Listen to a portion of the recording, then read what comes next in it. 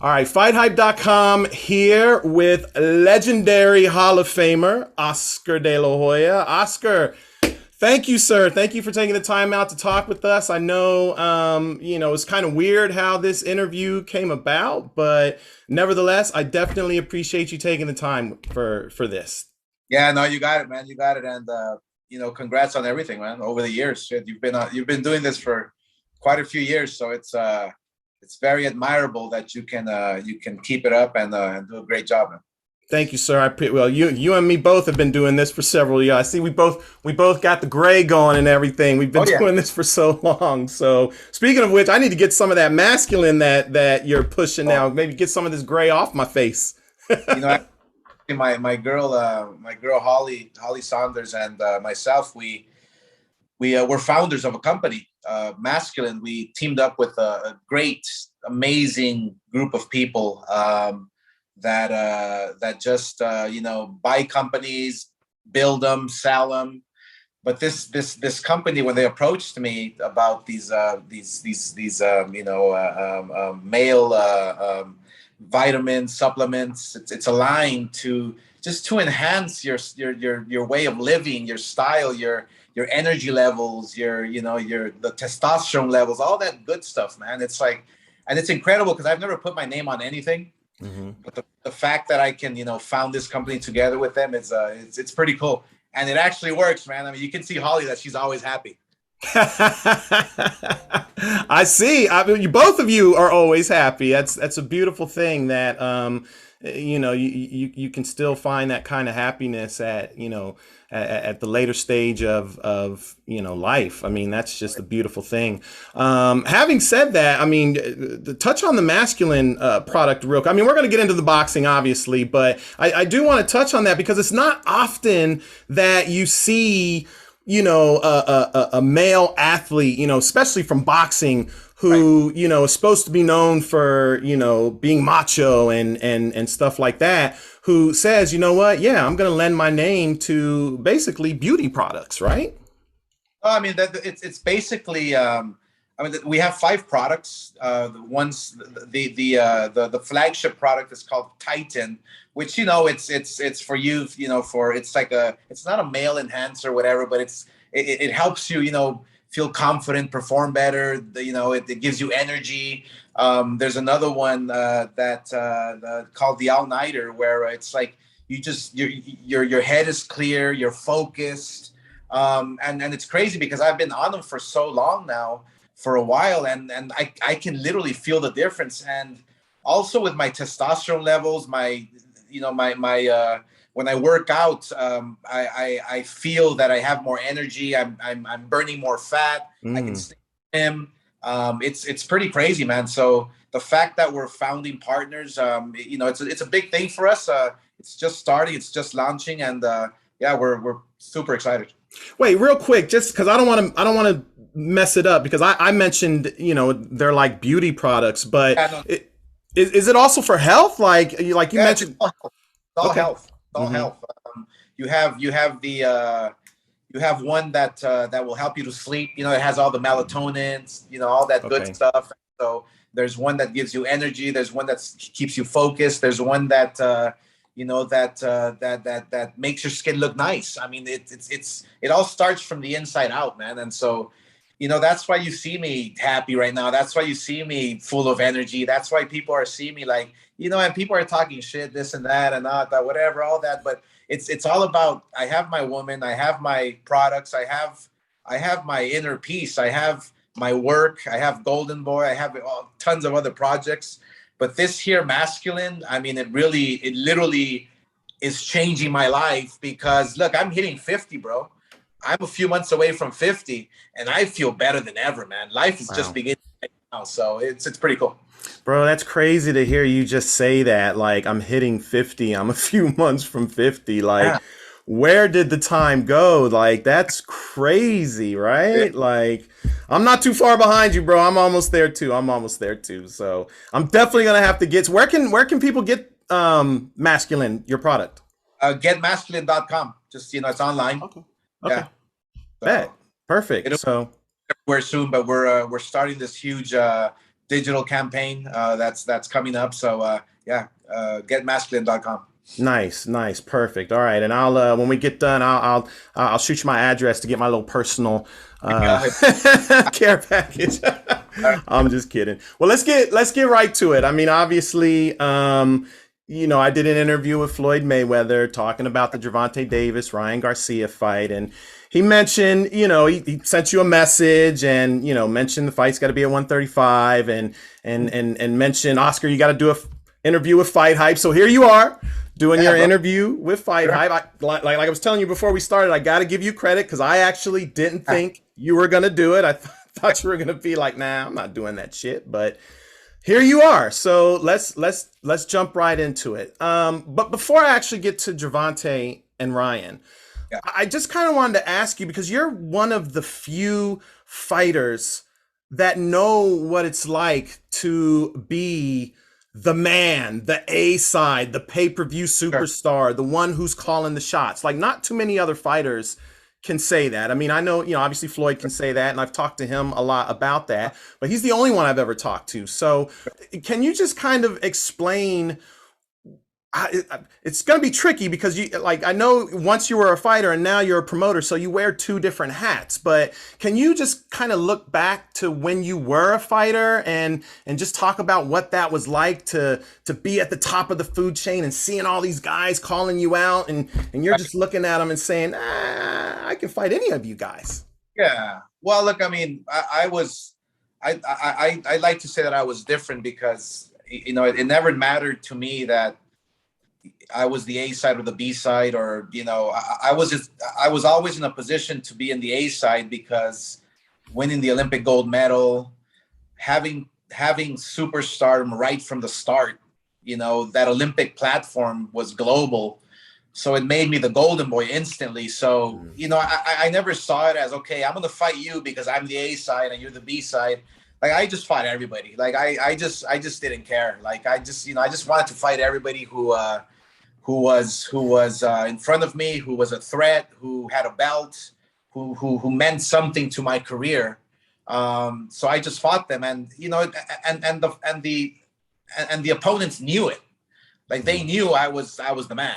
Mm-hmm. And so as a promoter now, I can see it from the outside in. Like, okay, who should be able to dictate negotiations? Who should be able to make the fights happen?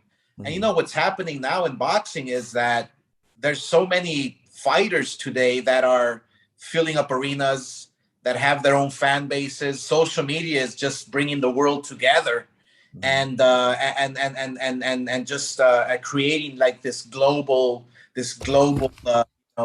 fan base for fighters like Ryan Garcia, Gervonta Davis, mm-hmm.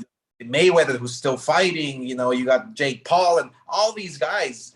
They're the A sides. They're the fighters who can dictate and call the shots. So when we talk about our Gervonta Davis Ryan Garcia fight, it shouldn't be that tricky to make. But since you have two guys that are A side, it's gonna be a little back and forth. I know Floyd promotes Gervonta Davis. I promote Ryan Garcia. So it's just a matter of just talking it out and figuring out, okay, who deserves a few extra points, who deserves a few less. Let's give and take. It's all about just it's all about just being fair, basically. Because mm-hmm. both guys, Sal, both guys are have a name. They both can sell pay-per-views. Even though Ryan hasn't fought on pay-per-view, they both can sell arenas, and so they're the draws. So it's not tricky to make, but it can be a little complicated. Did you have, like, when you were on top, was there anyone that you could say was comparable as far as two of you guys being a side? I mean, maybe the Trinidad fight would. Yeah. I think Trinidad at the time was the closest one to being, the A side, close to me. Mm-hmm. he But was a world. you probably didn't think that at the time, though. No, actually, you know what? At the time, I was like, "Hey, I'm the golden boy." Hmm. You're the one that's okay. You're selling arenas in the East Coast. You're doing great. You're undefeated. You're fighting the very best. There was more hype around me because of the gold medal, because of the golden boy. Hmm. I always felt I had the edge in terms of popularity, in terms of having to dictate, what's going to be on the contract. Hmm. But it was I think the closest to having two A sides, the Trinidad fight. Even when I fought Mayweather, I mean Mayweather was not Mayweather. When Right. I fought Mayweather was I believe the pretty boy when I fought him, and so even then at that point I was able to dictate my terms. I was able to, and the fact that he wanted to fight me, the fact that he knew if he beat me, he becomes Mayweather. Like, so those are the risks that fighters have to take, right? Hmm. And Mayweather was very calculated in doing so. It was a perfect execution by him. He beat me. He became the superstar, and so going back to Gervonta and Ryan, it's like you have two superstars, and so we have to start somewhere. We have to start in the happy medium where we can figure out this negotiation. It'll be a little complicated, but it can get done.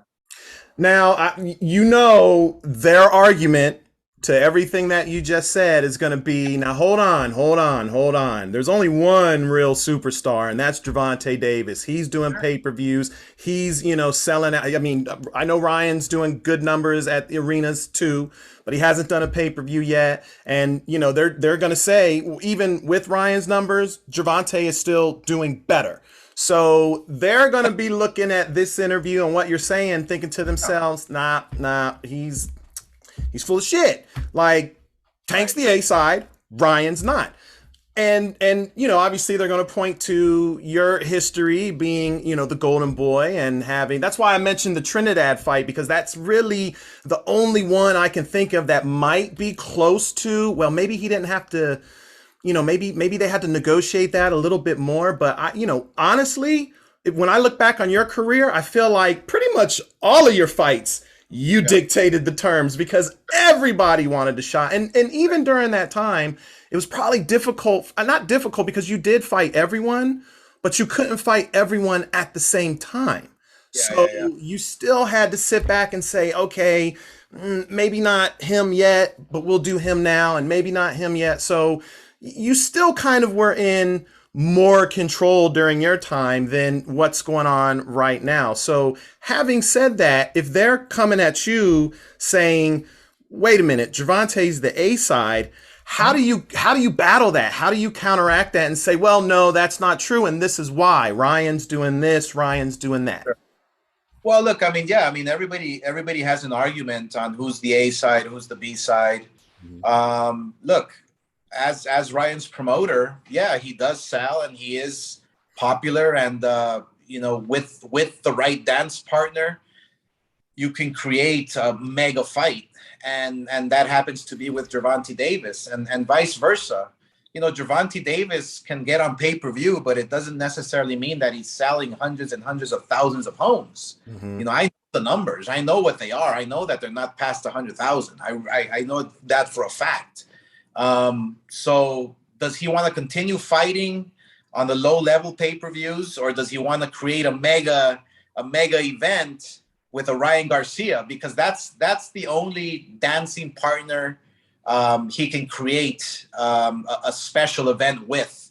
And so it's a matter of choices, And the great part about this whole event and fight is that Ryan wants to fight, Gervonta wants to fight.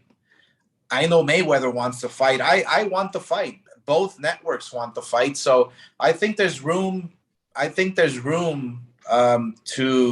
To get everybody in. I'm sorry, my lights went off. You're good. I'm pretty sure there's room for everyone to just sit down in a room and just figure this one out, because there's too much money involved. It's such a great fight now. I think this fight here with Gervonta and Ryan would be one of those fights where we haven't seen two young fighters at their prime, or just reaching their prime, fighting each other. And and I have to admit, look, Gervonta Davis has a world title, so that's obviously something we have to take into consideration. I'm not someone who's not fair. I'm someone who knows reality, who is a fighter inside the ring, but also is a businessman to know, how to step back and analyze everything and do what's fair. Do you feel like this is a? Oh, look at that! It automatically came back on. Oscar with the golden touch. Do you feel like this is a mega fight right now? I mean, don't get me wrong. In this era, I guess, yeah, you would say it's a mega fight. But when we talk about mega fights, I mean, come on, Oscar, how many mega fights were you in? You know what I'm saying? Like, those were really mega fights. So right now at this juncture, are you confident that it's a mega fight and it's going to do those kind of, I mean, I don't even know what mega fight pay-per-view numbers would be in this era. 500,000, 600,000, 7, something like that. Are you confident that it's ready right now, or does it still need a little marination? Well, look, I mean, the famous words from Bob Arum, the marination, the marinating the fights. You can't marinate a fight for too long because you just never know what's going to happen. Mm-hmm. And in today's day and age with social media, like I said, it's bringing the world closer together, and people, fans are literally begging for this fight to happen. Mm-hmm. Whether it's Ryan Garcia fans who adore Ryan, who support Ryan, who obviously they come out and to fill up arenas, and whether it's his fans or the Tank fans who are also in full support of him. Mm-hmm. It's this fight here can possibly be like the Mayweather De La Hoya fight all over again in terms of hype and numbers. We did about 2.4, 2.5 million homes when I fought Floyd. Wow. Without today's technology, without today's media, without today's hype machine, Mm-hmm. So I strongly feel that this fight can do much bigger than my fight with Floyd, and that's why I feel it's very important to do it now, because it's going to be a great fight no matter who wins. Doesn't matter if Gervonta beats Ryan or Ryan beats Gervonta or whatever it is. We might see 3 fights. We might see a trilogy. It's one of those. It's one of those fights where we can predict or say that this can possibly be a trilogy. It's that type of event because you have 2 special fighters. Ryan Garcia is a fighter who, look, he was on the canvas with Luke Campbell, got back up, knocked out a Olympic gold medalist. Gervonta Davis is a special fighter. Both fighters are special. So it's like both fighters, if they get knocked down, if they're trailing behind on the scorecards, they're going to find a way to win. Mm-hmm. That's just in their soul, in their heart, Yeah. And I feel that when you have 2 special fighters like this, you must make the fight. You must make the fight because we are looking at a trilogy here. Yeah. Wow. Well, I know, after Ryan's last fight with Fortuna, that fight was at 140. He mentioned, he told Gervonta, let's do the fight at 140. But, Floyd came out and said, nah, it's got to be at 135. And Ryan actually put a post out saying, listen, any time, any weight, any place, making it sound like he's kind of okay with, hey, look, we can do it at 135. Now, I'm not going to hold you to any, negotiations or anything like that. But I am kind of curious.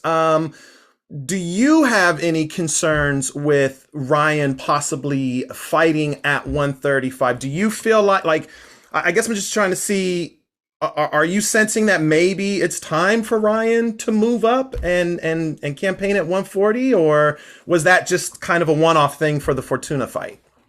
He felt very comfortable in the Fortuna fight at 140. Mhm. Um, I can't speak for him. I can't speak for a fighter. Right. It's like when they always ask me, like, should this fighter retire or should this fighter move in weight? Like, I don't know.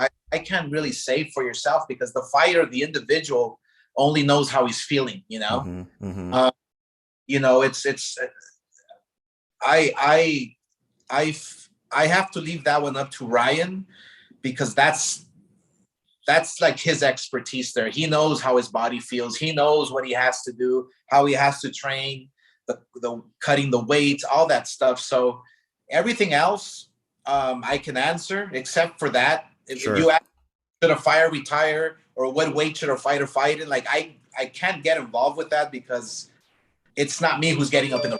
Right. You know what I'm saying? Yeah. And No, no, it's fair enough. It's not your body.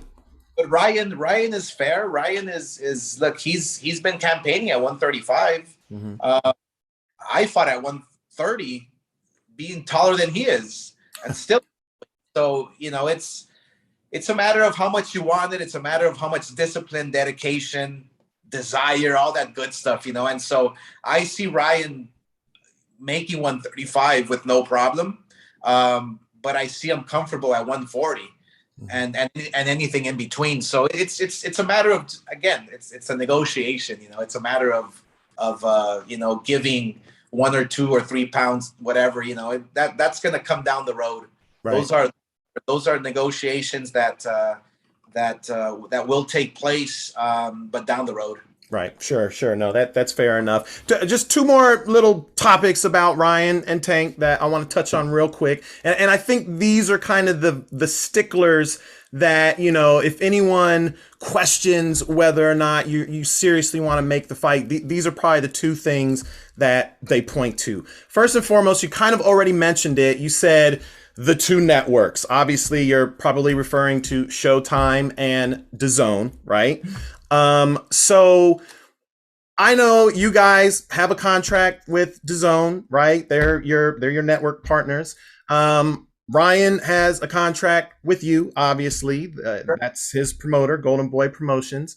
So it makes sense that you would say, well, listen, I don't want to screw over our network partner, so DAZN has to be involved. But just from a strictly like contractual point of view, is Ryan tied to DAZN with a contract? Kind of like the old days when, say, HBO would sign you to a contract or Roy to a contract. Like, is he signed to them like that? Or is he signed to you guys? And then obviously you guys have a contract. So that's the Yeah, reason why. Ryan Garcia is signed to Golden Boy Promotions, Okay. and the Zone is our broadcasting partner. Right. So in order to make this fight, both parties have to participate. It wouldn't be fair. It wouldn't be fair or good business to leave the Zone out of this. They've helped me build Ryan Garcia on the Zone. They've spent a lot of money. It just wouldn't be fair. It wouldn't be good business at Right. all. And a Steven Espinoza would totally agree 1,000% because he's a businessman. But look, fights of this magnitude have been worked out many times, and it's a matter of figuring it out. And look, it's gonna take a Steven Espinoza, a Joe Markowski maybe to from the Zone to sit down together with the promoters and with everyone involved and just iron this out. It's too big of a fight not to make it. And most importantly, the fighters want it. I mean, and the fact that Floyd is a promoter and he was a fighter, and the fact that I'm in the same boat as well. Mm-hmm. It's we know that this is the fight to make. This is the one that the fans are really asking for, and so we should deliver. Yeah, yeah. No, I totally understand the business point of view that you have. I just wanted to make sure, there was an understanding as far as the contracts are concerned and everything. Now, the other side of that, people are going to say, well, okay, that's fair, Oscar, that, you want to stay loyal to your business partner. However, they're going to say, DAZN at one point was saying pay-per-view is dead. And thus far, I think they've done one pay-per-view so far with Canelo. I don't think they've done any other ones. I think it was just Canelo's last fight. So the counter argument is going to be, well, why should DAZN be involved when just a year or two ago they were saying this particular business model was dead or dying, and they don't really have a lot of experience doing pay-per-view events. So what are they going to bring to the table? Why can't Showtime? Because people are going to hear this interview and they're going to say, well, if Ryan doesn't have a contract with DAZN, why can't Showtime just take the lead? I definitely understand where you're coming from. It's a business loyalty situation. But for those people that are going to point to that and say, what gives, Oscar? Like, how can you reconcile that for them? Well, look, the last time Showtime staged a huge mega event, over 1 million home pay-per-view event, was a long time ago. And obviously, we worked with Showtime and with Floyd, and when we promoted him with Marquez and with the Ghost Guerrero and Virgil Ortiz and all, not Virgil Ortiz, I'm sorry, Ortiz, Victor Ortiz. And so we promoted like 10 of Mayweather's fights. And obviously Showtime has the experience, but DAZN also knows what they're doing. When they promoted, I believe it was Canelo, we did over 1 million homes with Triple G. So my philosophy is, if the more platforms you have and the more experts you have in staging such a big event, it better for everybody. I think that this fight here is just, like I said, it's too big enough of a fight to not to make it happen. It's too big of a fight, and I just feel that, yes, I'm loyal to DAZN. Yes, it's good business for us because we're under contract. That's the bottom line. And even if we weren't, the fact that they've been working with Ryan and building him and helping us, I would still be loyal to DAZN. That's just the way. It's like me turning my back on Steven Espinoza after I fought on Showtime 9 times, and then I turned my back on him. It just wouldn't right. It wouldn't make sense to turn your back on a business partner, especially when you have such a good relationship and it's working. DAZN, they know what they're doing. They're here to stay. They're spending a lot of money. They're making things happen. This is one fight that I can honestly say, for the first time, 2 networks should be working on this together. It's that big of a fight. The only other thing on the Tank Ryan topic that I know people have brought up is prior to the Fortuna fight, you did a lot of interviews, and you kind of made it a point to mention Al Haymon. Al Haymon, listen, I want to do this fight, but Al Haymon, he has a tendency of doing in-house fights and he makes it difficult, this, that, and the other. So the argument now becomes, okay, well, that's great, Oscar, that you said all that, but how do you now do business? How do you now go into negotiations with someone that you've been publicly saying, this guy's difficult to do business with, and da-da-da-da? Like, is that a problem to making the fight, or is that just you trying to, put the information out there to sort of prevent it from happening, so to speak? No, I say this in order to force fights to happen. I mean, look, I speak for the fighters. I speak out of frustration through the fighters. Like, fighters want to make fights happen. That's the bottom line. I tried making, we ran into the same problem. I tried making Jaime Munguia versus Charlo. And there's no reason why that fight shouldn't be made. and we have experience with Al Haymon because he literally, I promoted Adrian Broner, I promoted Errol Spence, I promoted Deontay Wilder, I promoted all these guys. Mm-hmm. So you know exactly how he works. So it's like, I'm not making things up here. I'm not lying here. I'm not giving anybody information that is not true. I just want to make sure that we pressure everybody involved in order to make these fights happen. And sometimes, yes, I'm a little too vocal in the media, but that's just my passion coming out.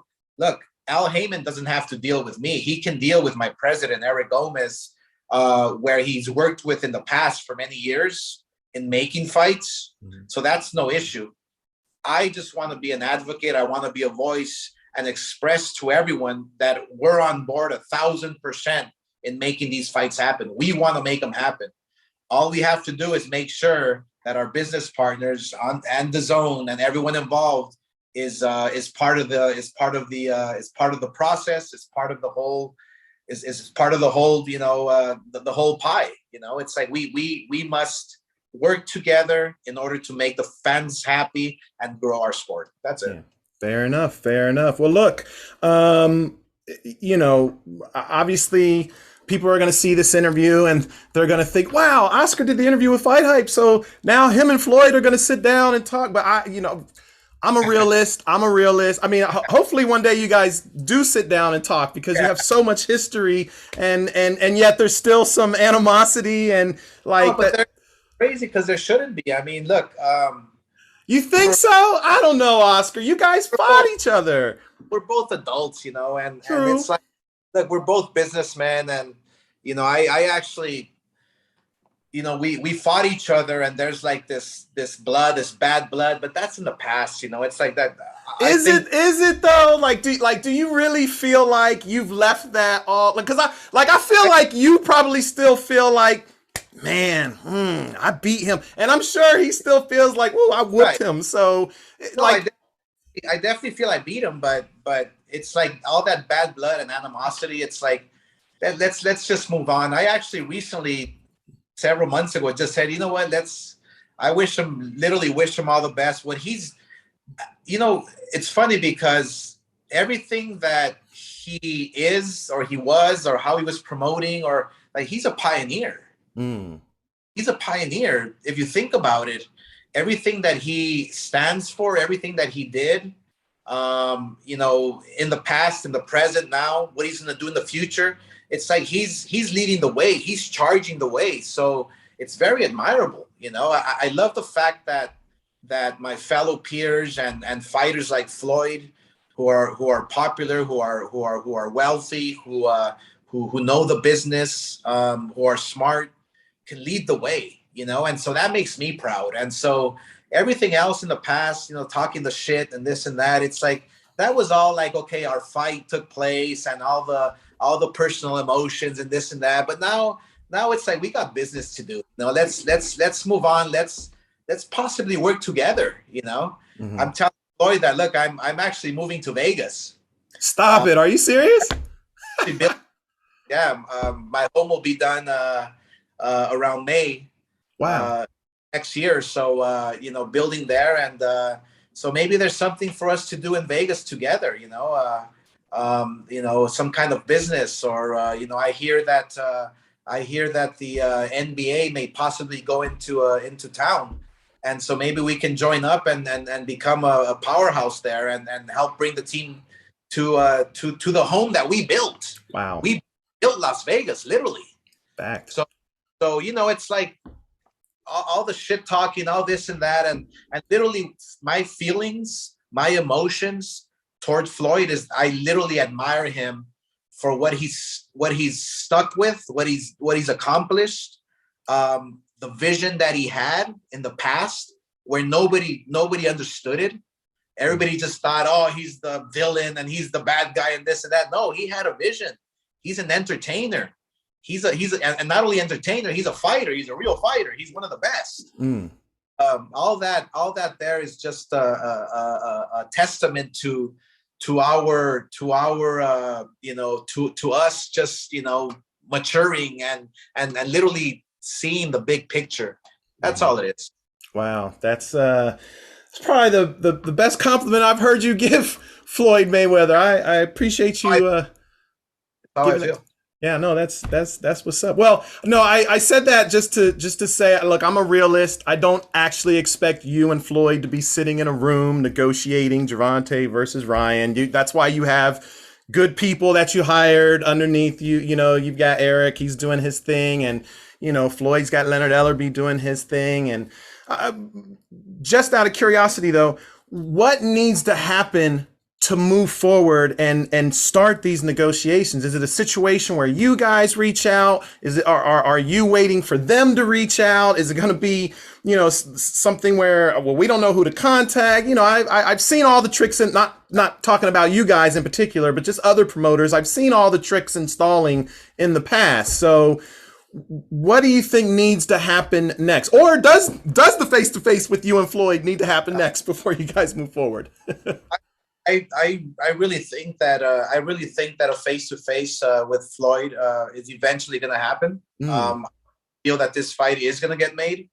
My guy Eric has Al Haymon's number, so I'm gonna give him orders to reach out, start talking. I think Al Haymon respects Eric Gomez dearly because they've done a lot of work in the past. So I'll have him reach out. I believe the network executives will have to speak amongst themselves and figure something out with how to share the rights, how to international this and that. It's a lot. There's so much that comes into play. But like I said, eventually I think this fight will happen. I know Floyd wants it. I know I want it. I know, and most importantly, the fighters want it. It's just a matter of getting the networks to agree on everything, and I think we have a fight. Dang, that's what's up. Any message you want to send to Floyd? I'm sure he's going to see maybe not the whole interview, but at least a piece of it. You're the man, Floyd. I admire you. I appreciate you, and thank you for paving the way.